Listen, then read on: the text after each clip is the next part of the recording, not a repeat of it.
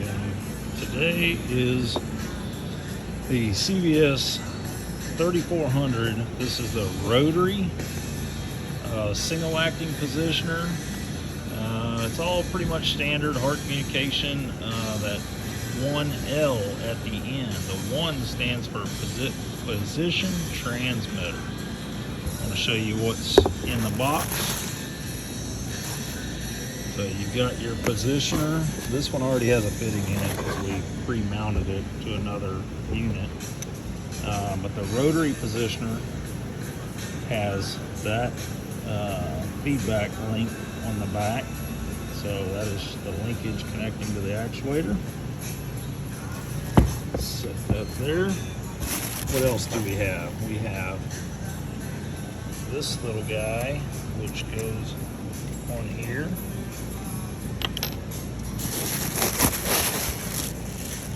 What else is in the box? We got these two brackets mount on our actuator, mount on the positioner. We've got, this is the bracket that mounts to the hub that little guy screws into.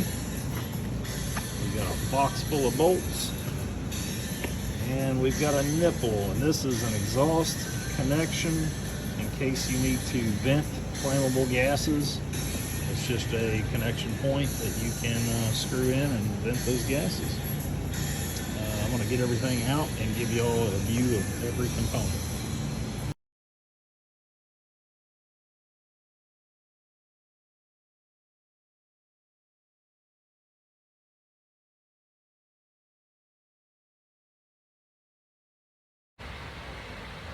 Hey everybody, Clint Rawls here with Delta Valve CVS Controls. I wanted to make a video on mounting the CVS3400 Smart Positioner to one of our rotary spring and diaphragm actuators. This actuator here is actually a 1052 size 60. Currently it's mounted to a 6-inch stainless, I believe 150-pound butterfly valve. And positioner I have here in my hand, this is the CVS3400 Smart Positioner. This one in particular has position feedback, or position transmitter as some would call it. Anyhow, I want to go through everything it takes to mount it and get it calibrated, and we'll start from here. Alright, so this one, as you can see here, is going to be more like a retrofit. So this valve was never sold or intended to have a smart positioner from CVS. Not never intended to, but typically if you don't order it from the factory, they don't send it out 100% set up for a smart position. You can see you've got these 4 mounting holes right here, and basically this bracket goes on like so. Of course the indicators have to come off, but the positioner is supposed to sit like this. So what you got to do is take these 4 3/4-inch bolts loose, spin this 45 degrees, or I'm sorry, 90 degrees, and bolt it back down before you can get started. So I'm going to set this down. I'm going to do that now.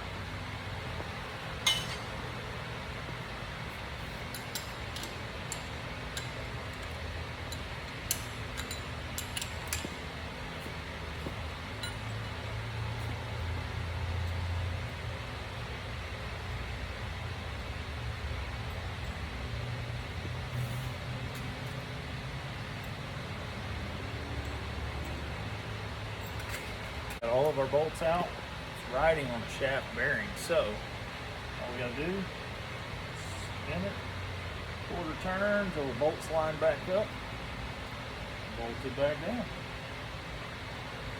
just tighten these up. Alright, next thing's next. We gotta remove these 4 very small flathead screws, remove the outer indicator and the inner indicator in order to mount our brackets. So now it's time, now that we've got all that off, it's time to mount our bracket. So you got your bracket. There's two different brackets. This is the only one that'll bolt on. The other one has offset holes. It requires 4. These are 1032 by 1/2 inch screws and the appropriate washers that come in the kit. So I'll go ahead and get this started.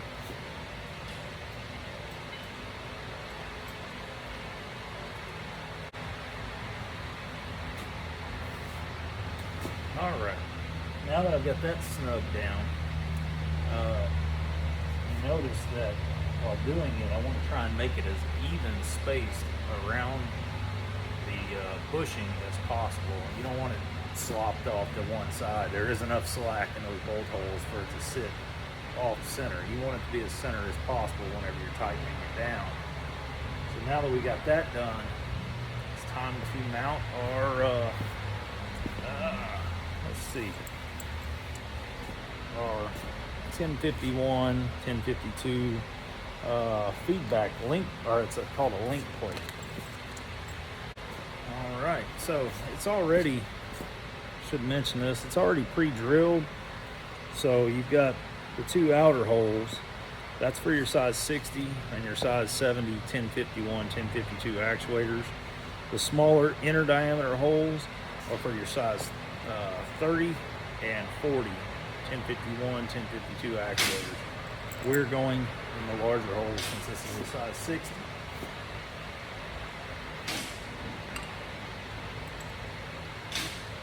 Now it's time to actually screw in the fork. So when I screw this in, you're going to notice I screw it in, I leave it loose. You screw it in as far as you can, but don't lock the jam nut.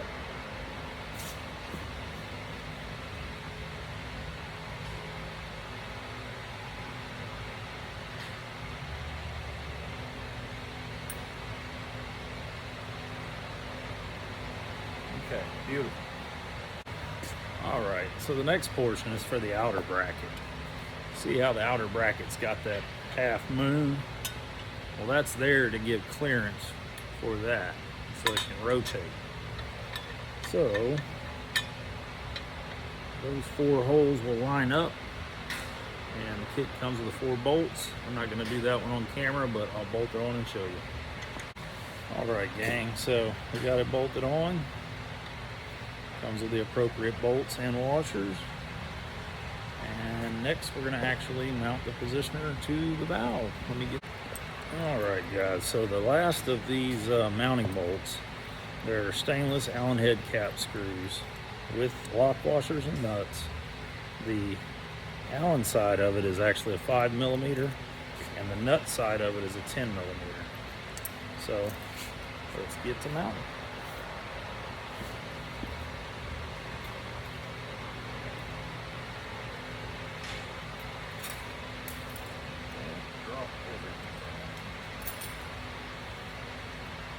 Start with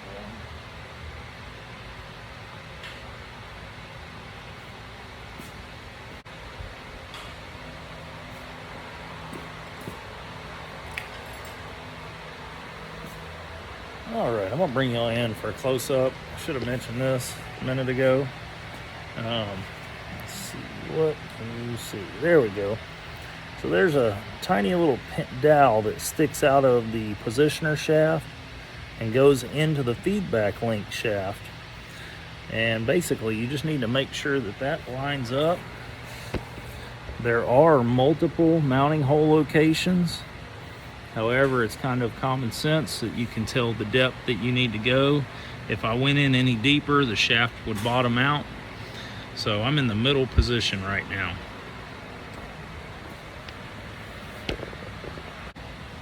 All right, so now we still have that pin on the back of here loose, and it's got a 10mm jam nut.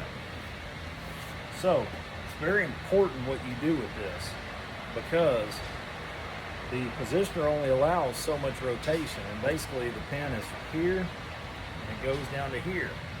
There's stops on the back of the positioner. If you over travel it, it can break the positioner, or it probably will.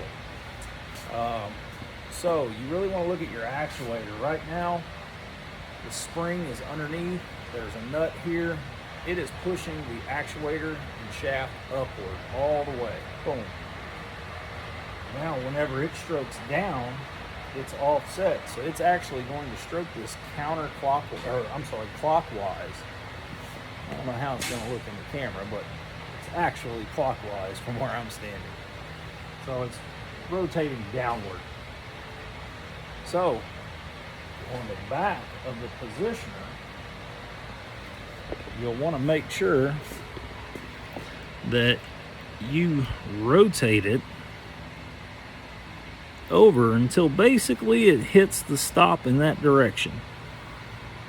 You can be a little off, you know, not quite touching, just a little bit off of it. And then after you're done doing that, that's when you come in and you lock your jam nut. It's very hard to do with a camera. Okay, but you get the point. Lock the jam nut.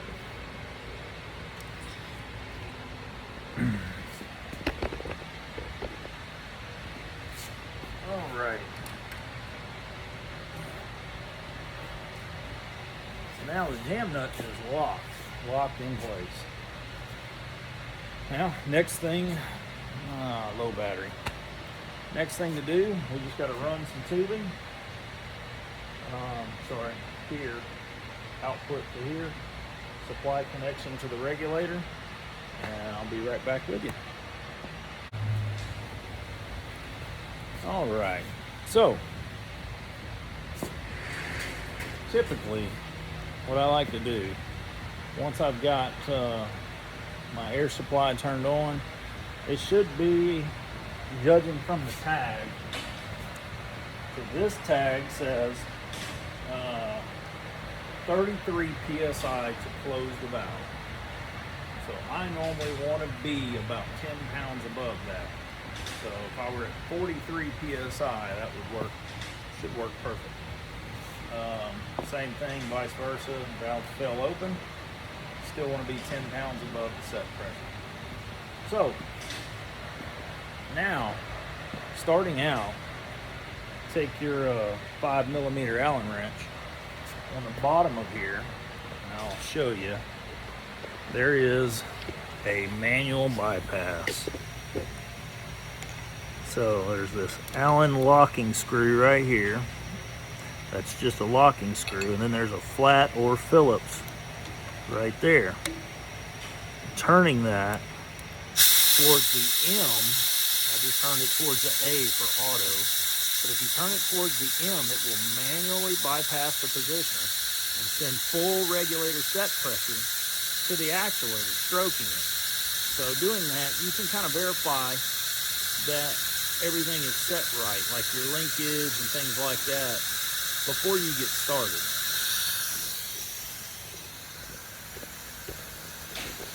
However, it's always a good thing to make sure, once you put it back in auto and you're ready to calibrate, lock that Allen head set screw so it's not loose whenever it goes out. So we got it in auto, tighten the set screw, lock it down. All right, gang, finally got it hooked up. So we're gonna go to mode. Just gonna put it at 12 milliamps. So it's not calibrated, so it's not going to do anything. And it's not giving an output.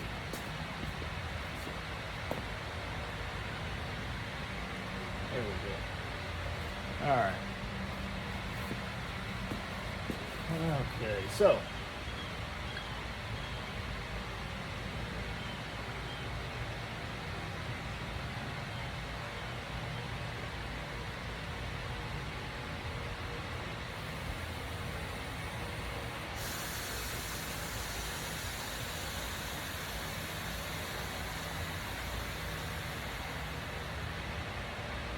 So we're going to hit the enter key right here. Hold it down until it says auto cal. Press it again, it'll say auto cal 1. Nah, I didn't do it quick enough, sorry.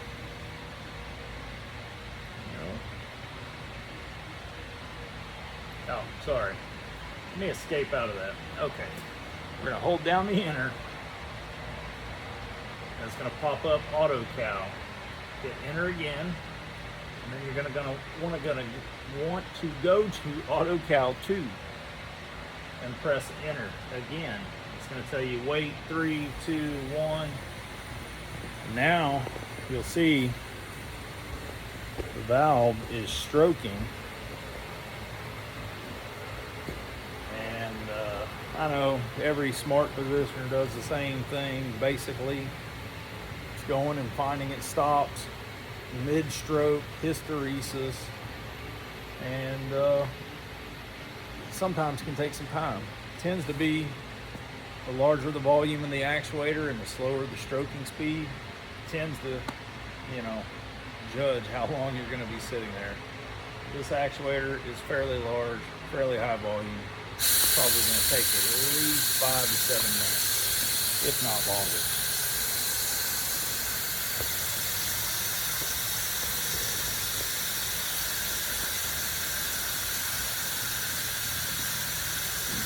And it's going through all kinds of numbers coming up on the screen, all kinds of stuff that most people won't understand.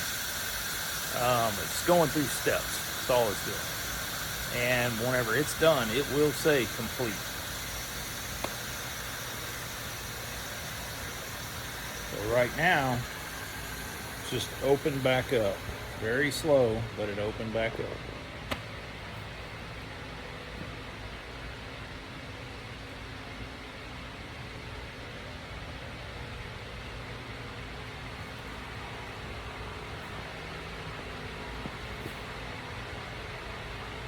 All right, now I believe it's going to switch and find bias point.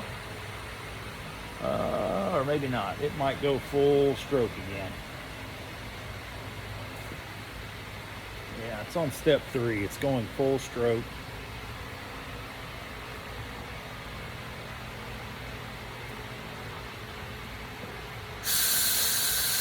So as soon as it touches the seat, it starts creeping back, coming back down. It's not loading up this time. It's just going over, finding the stop, coming back down. Now it says step 4.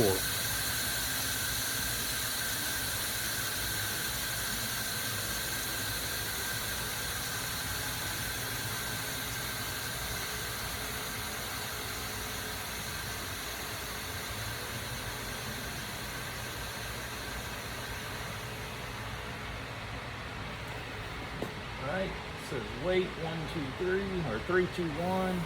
Now it says getting bias. Bias means 50%. So it's basically going to stroke the valve halfway, and it'll flutter, kind of drift back and forth, and then it'll move on.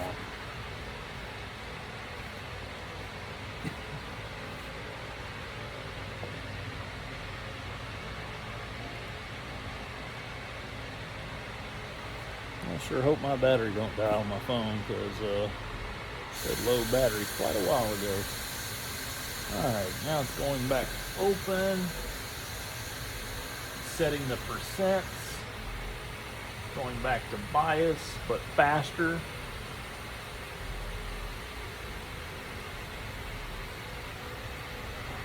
No, it's going full. Okay, no, it's going to the high end of the bias.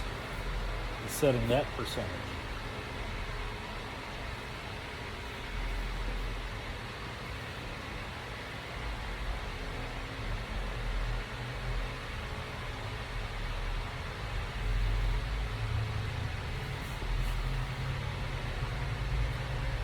So now it's at 75%, and now it's coming back.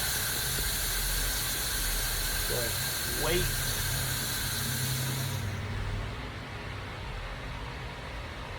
Now it says getting minimum. I don't know if that's minimum bias or something of the sort.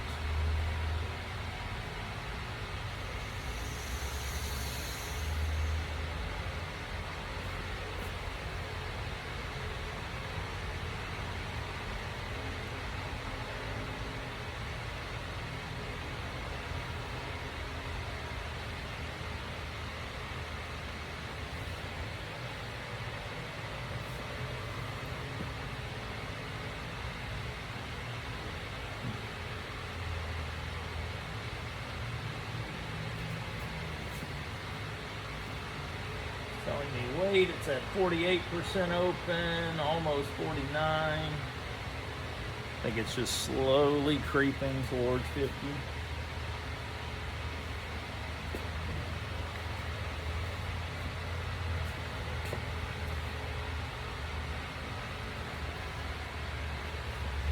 It'll be interesting when it gets done to see just how much time it took in the video.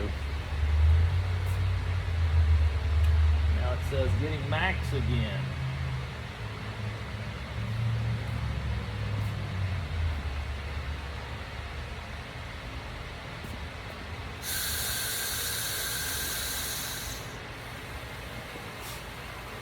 Okay. All right, so move you down. Let's see, can you read that? I don't know if you can or not, but it says complete, and it is plain English, complete. So it's done. Now we want to check the stats. So right now, 20 milliamps. And okay, we're fully closed. We are locking up and full supply pressure is going in. I'm just verifying that from the gauge. As it hits the seat at about 33, and then you want to make sure that it loads the full supply pressure. So 40 pounds or 43 pounds. Now I'm going to bump it down. Oh, I apologize. I did it from the wrong setting. I'm going back to 20. I want to bring it down in increments. So I'm going to go 19.9, 19.8, just moved. Okay, so it's starting to crack back open, 19.8. Now I'm going to go all the way to 4. And now we want to ensure that at 4 it's wide open, no air on the gauge or on the actuator at all. We're going to go up. So 4.1, 4.2, 3, 4, till it moves. And typically we like it to be 4.2 to 4.3. So once it finally bleeds all this air off, all right, valve is wide open. The gauge is absolutely zeroed out. I'm gonna go 4.1. Nothing, absolutely nothing, and that's normal. 4.2, and then 4.3. All right, just felt it jump. Alrighty, so between 4.2, 4.3, that's anything below 4.5 is pretty good. And now I'm going to 25% open, 8 milliamps.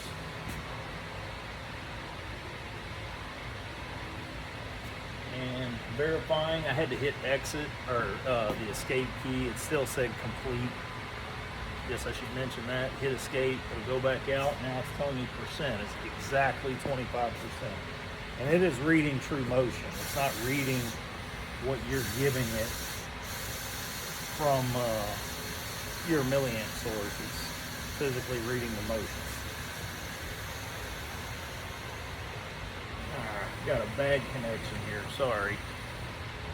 Just spazzed out. So it's at 24.9 at 8 milliamps, 12 milliamps. It's going all the way to 49.9. So 49.9. Sure if you let it sit here. Yep, goes to 50. All right, 16 milliamps should be 75% open. And it's flashing back and forth between 74.9 and 75. That's perfect. That's all, folks. That's simple. It's a lot harder to do it on video than it is to just get out here and do it. Anyhow, if you got any questions, feel free to hit me up. Flint rolls, Delta valves, and controls. Have a nice day.